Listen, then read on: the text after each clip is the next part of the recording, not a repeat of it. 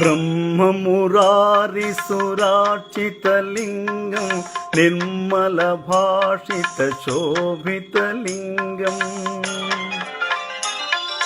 जन्मजदुःखविनाशकलिङ्गं तत्प्रणमामि सदा शिवलिङ्गम्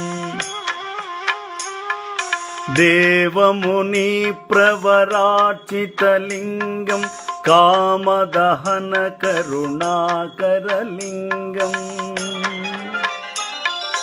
रावणदर्पविनाशनलिङ्गं तत्प्रणमामि सदा शिवलिङ्गम्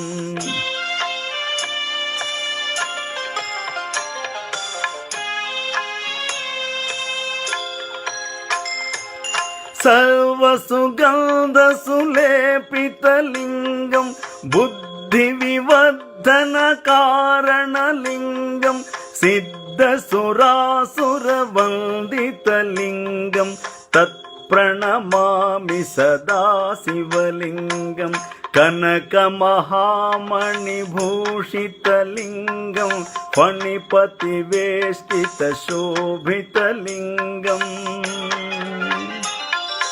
दक्षसुयज्ञविनाशनलिङ्गं तत्प्रणमामि सदा शिवलिङ्गम् कुङ्कुमचन्दनलेपितलिङ्गं पङ्कजहारसुशोभितलिङ्गम् सञ्चितपापविनाशनलिङ्गं तत्प्रणमामि सदा शिवलिङ्गम्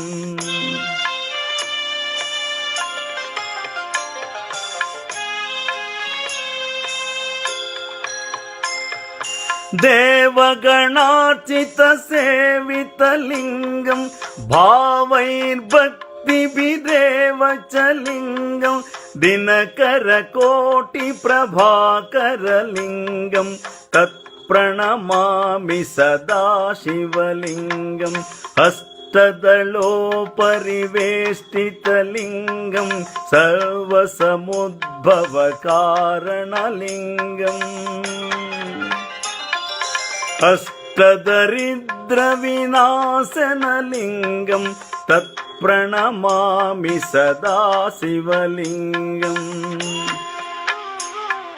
सुरगुरुसुरवरपूजितलिङ्गं सुरवनपुष्पसदार्चितलिङ्गम् सधर्मप्रदं परमात्मकलिङ्गं तत्प्रणमामि सदा शिवलिङ्गम् लिङ्गाष्टकमिदं पुण्यं य पठे शिवसन्निधौ शिवलोकमवाप्नोति